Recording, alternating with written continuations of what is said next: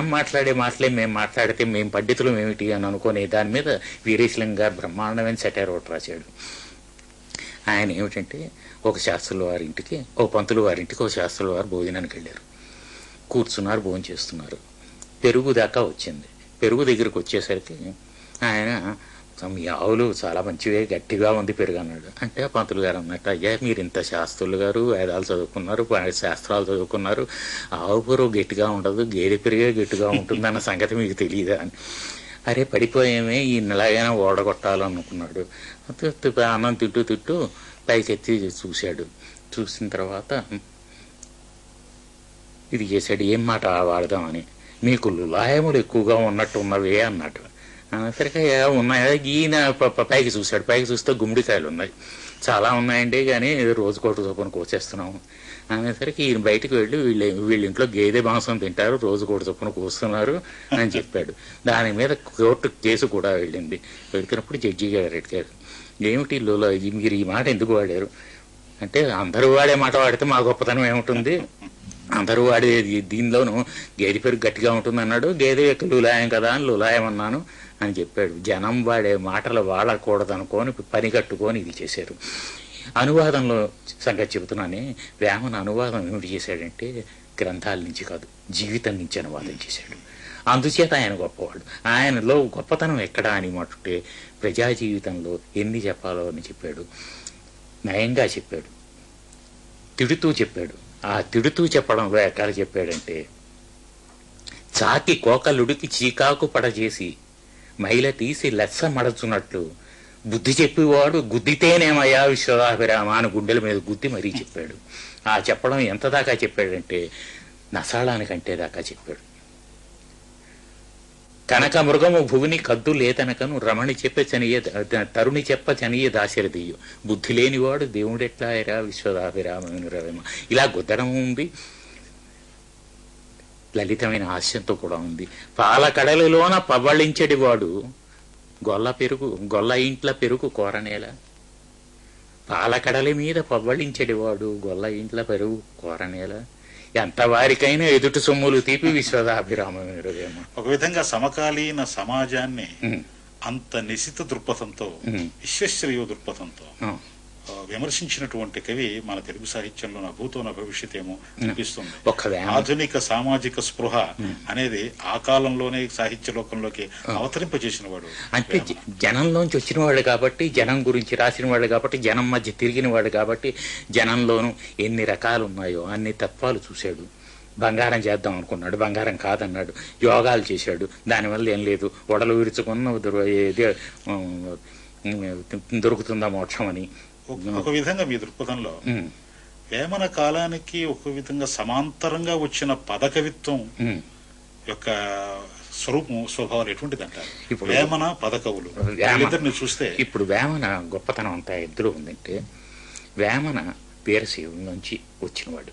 వీరశైవంతో పాటు లోకాయతాన్ని చూసినవాడు, బౌద్ధాన్ని చూసినవాడు, జైనాన్ని చూసినవాడు.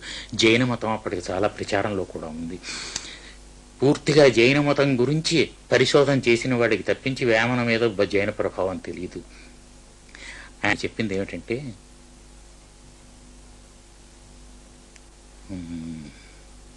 కుర్రాడి చేతిలో దివ్యుండి మటుడు బాగానే జరుగుతుంది, పిన్న పెద్దతనములు ఎన్నబోరు, ఇది గౌరవం ఇచ్చేటప్పుడు. వాసుదేవు విడిచి వసుదేవునంతురా విశ్వదాభిరామ వినురవేమ అని అన్నాడు. వాసుదేవుణ్ణి విడిచి వసుదేవుణ్ణి ఎంచిన వారు ఎవరున్నారు? బౌద్ధులే, జైనులే. ఎందుకంటే జైనులో వసుదేవ హిందీ అనే ఒక కావ్యం ఉంది. అందులో కృష్ణలీలలు కాదు, వసుదేవుడు లీలలు వర్ణిస్తారు. వాసుదేవుని విడిచి వసుదేవుడి గురించి రాస్తున్నారు ఏమిటరా మీరు అని చెప్పి జైనంలో పూర్తిగా బాగున్నాయి. ఆ తర్వాత భక్తి హరుని వీడి భవ్యులు కారకో విశ్వదాభిరామ వినురవేమ. భవి అన్న మాట శివకవులు ఎక్కువగా వాడివారు. భవి అన్న మాటని కర్ణాటకంలోనూ భవ్యులు అంటారు. దీనికి శాసన సాక్ష్యం ఉంది. వేమన గారి కాలంలో ఆయన రాయలసీమకు దగ్గరవాడు కాబట్టి, కర్ణాటకానికి దగ్గరవాడు కాబట్టి భవ్యులు అన్న మాటే ఉంది. మీరు మతం కోసం ఇలా బుర్రలు బతుకోవటం కన్నా యజ్ఞయాగాలు చేస్తారు, మీరు నోరు లేని జీవాలని చంపుతారు, జీవహింస కూడదు, అహింస పరమధర్మం అన్నటువంటి జైనంలో చేరకూడదా అనే భక్తి హరుడు వీడి భక్తులు భవ్యులు కారుకో అన్నాడు. ఒక విధంగా వేమన గారు ప్రవక్తలాగా మనకు కనపడితే గురజాడ గారు ప్రయోక్తలాగా మనకు భాషిస్తారేమో. గురజాడ వారి దగ్గరికి వద్దాం. వారు ఆధునికంగా మనకి ఇచ్చినటువంటి స్ఫూర్తి ఎటువంటిది? ఇప్పుడు ఆధునిక సాహిత్య చైతన్యానికి ఇచ్చినటువంటి స్ఫూర్తి ఆయన ఇచ్చింది ఏమిటంటే, ఆయన కాలానికి వచ్చేసరికి ఛందస్సులు జనానికి బోధపడని పద్ధతిలో వచ్చాయి, పాడుకుందుకు వీలు లేని పద్ధతిలో వచ్చాయి. మహాకవి అయిన వాడు వ్యర్థ పదాలు వాడకుండా రాయగలడు ఛందస్సులు, ఏ ఛందస్సులో అయినా. మహాకవులు కాని వాళ్ళు వచ్చేసరికి వ్యర్థ పదాలు కలుపుతున్నారు. పాటకి కవిత్వం అనేటువంటి గౌరవాన్ని ఇచ్చి తమిళులు వాళ్ళకి ప్రాచీన చరిత్ర ఉంది అని అనిపించుకున్నారు. మనం పాటను ఈసడించాం. ముదివిటులు విధవలంజలు పదకవితలు మారుభాష పాపనవారలని తిట్టారు. పదకవితల్ని గుర్తించలేదు. పదకవిత్వాన్ని గుర్తించడం అన్నది గురజాడ అప్పారావు గారితో మొదలైంది. నిజానికి 1910 ఆ ప్రాంతానికిలో ఒక్క మన భాషలోనే కాదు, మలయాళంలో, పంజాబీలో పూరణ్ సింగు, మలయాళంలో కుమారనాసను, మన తెలుగులో గురజాడ అప్పారావు గారు, వీళ్ళంతా ఛందస్సు అన్నది ఏ విధంగా మలుచుకోవాలి. పాత వాటిని గురజాడ వారి ముత్యాల సరాలు వచ్చిన తర్వాత యువలోకం మీరందరూ కొత్తగా సాహిత్య రంగంలో ప్రయోగాలు చేస్తున్న సందర్భంలో ఆ ముత్యాల సరాల ప్రభావం మీ మీద ఎలా ఉండేది? మీరు ఎలా దాని గురించి స్పందిస్తూ ఉండేవారు? ముత్యాల సరం రాయలేకపోతే కవి కాడు అని, కందం చెప్పనివాడు కవి కానట్టే ముత్యాల సరం రాయనివాడు భావకవి కాడు. మా రోజుల్లో అప్పటికింకా అభ్యుదయ కవిత్వం రాలేదు కాబట్టి భావకవి అన్నది. అది చింతా దీక్షితులు గారు పూర్తిగా ప్రచారం చేశారు. బసవరాజు అప్పారావు వీళ్ళందరూ గురజాడ విప్లవాన్ని ముందుకు తీసుకుని వెళ్ళినాళ్ళు. గుత్తునాయని జాతి ముత్యాలు గుచ్చినాడే తెలుగు తల్లికి ఇత్తునా అని ఇచ్చినాడే ప్రేమతో అనేది చింతా దీక్షితులు గారు. ఈయన ప్రతి కవి తను ఏదైనా రాయిపోయేటప్పుడు ఏమిటి ఎంచుకోవాలి, ఎలా చెప్పాలి అన్నది ఉంటుంది. నా విన్నవి కన్నవి విన్నవించగా మాటలకై వెతుకాడకపోతే అవి శ్మశానాల వంటి నిఘంటువులు దాటి వ్యాకరణాల సర్ప పరిరంభం వదిలి వడివడిగా అడుగుడినై వెలువడినై అని శ్రీశ్రీ రాసినట్టే తను చెప్పదలుచుకున్నది ఏ ఛందస్సులో చెప్పాలన్నది నిశ్చయించుకున్నాడు. ఎలా చెప్పాలి? గుర్తునా ముత్యాల సరములు కూర్చుకొని తేటైన మాటల్లో చెబుతామని. ఇందులో ఏమిటి చెప్తాడు? కొత్త పాతల మేలు కలయిక క్రొమ్మెరంగులు చిమ్మగా. ఆ ఒక్క మాటతో చెప్పి మొత్తం తను చేయదలుచుకున్నది ఏమిటంటే కొత్తని పాతని కూడా మేలు కలయికలో చూపెట్టి క్రొమ్మెరుంగులు కొత్త మెరుపులేమో చూపెడతానన్నాడు. ఇది పండితులు మెచ్చుకోరని తెలుసు. మెచ్చనంటావు నీవిక మెచ్చకుంటే మించిపోయాను, కొయ్య బొమ్మలు మెచ్చుకళ్లకు కోమలలో చౌరెక్కునా అని. కందుకూరి వీరేశలింగం పంతులు గారి కాలం నుండి సంస్కరణ ఉద్యమంతో సాహిత్యం చేతులు కలిపి నడుస్తూ క్రమంగా అభ్యుదయ చైతన్యాన్ని అందుకుని ముందుకు రావడానికి గురజాడ గారు ప్రముఖ పాత్ర నిర్వహించారని మనం అనుకుంటాం. చాలా ప్రముఖ పాత్ర. ఆ అంశాన్ని ప్రేక్షకులకు కొంత వివరిస్తే. తప్పకుండా. ఇప్పుడు కందుకూరు వీరేశలింగం గారి జీవితం ఒక ఉద్యమం. గురజాడ అప్పారావు గారి జీవితంలో సాహిత్యం ఒక సాధనం. గురజాడ అప్పారావు గారి సాహిత్య రథానికి 2 చక్రాలు. ఒకటి స్పోకెన్ తెలుగు, రెండో సోషల్ రిఫార్మ్. ఈ 2 రథ చక్రాల మీదే ఆయన తీసుకొని వెళ్ళాడు. జారు బురద గట్లు గతకలు ఉన్న దారి నుంచి తప్పించి మంచి దిమ్మిసా కొట్టిన హై రోడ్డు మీదకి ఎలాగ మండించడం అన్నది ఆయన చేసింది. ఇది గురజాడ అప్పారావు గారు కన్యాశుల్కంలో వాడిన మాటే. అది చేయడానికి ఆయన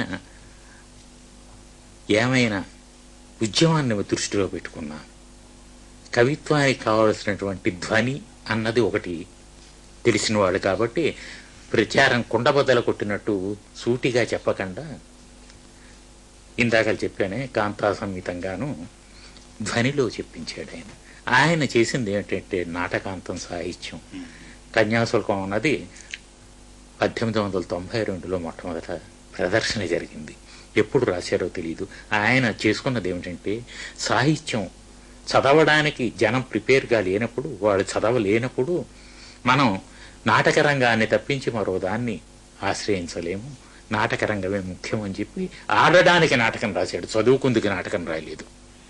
పండితులు కవులు చదువుకుందుకి నాటకాలు చాలా రాశారు, అనువాదాలు చేశారు. ఆడడానికి నాటకం రాసిన తర్వాత 92లో అది చాలా ఇది ప్రదర్శనలు అయిన తర్వాత 97 దాకా అచ్చు వేయలేదు. ఇది చాలా బాగుందో పుస్తకం అచ్చు వేయండి అంటే 97లో మొట్టమొదటి కన్యాశుల్కం అచ్చు వేశాడు. కానీ తనకు తృప్తి ఇవ్వలేదు.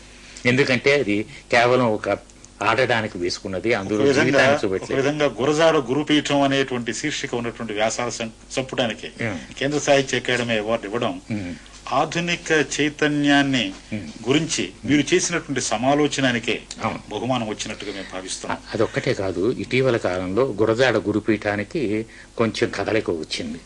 ఆ గురుపీఠాన్ని సుస్థిరం చేయడం కోసం రాశాను. అది ఈ సమగ్రాంధ్ర సాహిత్యం వచ్చే సాహిత్య చరిత్రలో ఒక మైలురాయిలాగా మిగులుతుంది.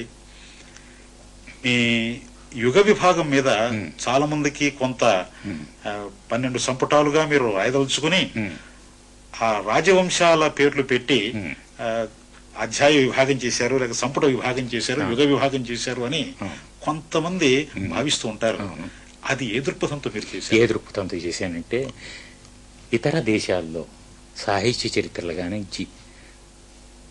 ఇది సమాజ చరిత్రలు కానీ చేస్తున్నప్పుడు రాజవంశాల పేర్లే పెడతారు. ఎందుకంటే మనకి ప్యాటర్న్ ఉన్నవాడు ఎవడు, వాడి కాలంలో ఏ విధంగా ఇది పోయింది. మనకి తిక్కన యుగం అని పెడితే తిక్కనకి ముందు కానీ తర్వాత కానీ వచ్చినవి కలుపుతామా లేదా? తిక్కన ఇన్ఫ్లుయెన్స్ తోటే అందరూ రాయరు. తిక్కన రాస్తున్నప్పుడు శివకవులు వచ్చారు. ఒక విధంగా నాకు తిక్కన పాల్కురికి సోమనాథుడు, మీ వాదం ప్రకారం తిక్కన తరువాత పాల్కురికి సోమనాథుడు, వీళ్ళిద్దరూ ఒకే యుగంలో వస్తున్నప్పుడు పాల్కురికి సోమనాథుడు శివకవి యుగంలో చేరాలని, తిక్కన యుగంలో తిక్కన చేరాలని సాహిత్య చరిత్రకర్తలు చెప్తున్నారు. కానీ అది మీ విభాగం ప్రకారం కుదరదు. మీరు కాకతీయ యుగంలో ఇద్దరిని చేర్చారు. కాకతీయులు పాలిస్తున్న కాలం కాబట్టి కాకతీయుల తర్వాత రెడ్డిరాజులు వచ్చారు, పద్మనాయకులు వచ్చారు. పద్మనాయక యుగంలోనూ పూర్తిగా మనకి ఏమొచ్చిందంటే కొత్త వర్ణాల వాళ్ళు రాజులయ్యారు. అవుతున్నప్పుడు ఏమవుతుందంటే దేశ భాషను వదిలేస్తారు. మొత్తం పద్మనాయక యుగంలోనూ సంస్కృతం బాగా ఇది అవ్వడానికి కారణం ఏమిటని అంటుంటే, రష్యాలో జార్ చక్రవర్తి కాలంలో రష్యన్ భాష కాకుండా ఫ్రెంచి వాడుతూ ఉండేవారు. దాన్ని మార్చడం కోసం లెనిన్ ఫ్రెంచిని తప్పించి మళ్ళా రష్యన్ భాష తీసుకుని వచ్చి పెట్టాడు. కథారచనను సాహిత్య చరిత్ర రచనలో మేళవించి కళాత్మకంగా చిత్రించినందుకు ఒక సాహిత్య చరిత్ర రచయితగా నేను సాహితీ లోకం పక్షాన మిమ్మల్ని అభినందిస్తున్నాను. ఆరుద్ర గారు, మీరు ఇంకా కొన్ని సంపుటాలు సాహిత్య చరిత్రలో రాయవలసి ఉంది. అది మీ చేతి మీదకుండా ఆ యజ్ఞం పూర్తి కావాలని మేమందరం భావిస్తున్నాం. అంతేకాకుండా మీరు తెలుగు భాషలో విమర్శను రాయడమే కాకుండా అటు ఇంగ్లీష్లోను ఇతర భాషల్లోను ఇతర లలిత కళలను గురించి, నాట్యాన్ని గురించి, లలిత కళలను గురించి ఎన్నో విషయాలు లోకానికి అందజేస్తున్నారు. ఒక విధంగా మన సాహిత్యంలో ఉన్న విశేషాలు ఇతర భాషల్లో అందించడానికి కానీ, ఇతర భాషల్లో ఉన్నటువంటి అంశాలు సాహిత్యాల్లో ఉన్న అంశాలను మన భాషకు అందించుకోవటానికి కానీ ఈ ఆదాన ప్రధాన కార్యక్రమాల్లో మీరు ఇంకేదైనా ఒక నిర్దిష్టమైనటువంటి పాత్ర నిర్వహించాలని ఏమైనా ప్రణాళికలు ఉన్నాయా? చేశాను, కొంత నిర్వహించాను. తెలుగు సాహిత్యంలో పరిశోధిస్తున్నప్పుడు తమిళంలో కళింగత్తుపర్ణి అనే కావ్యం ఉంది. ఇది కులోత్తుంగచూడిని కాలంలో రాసింది.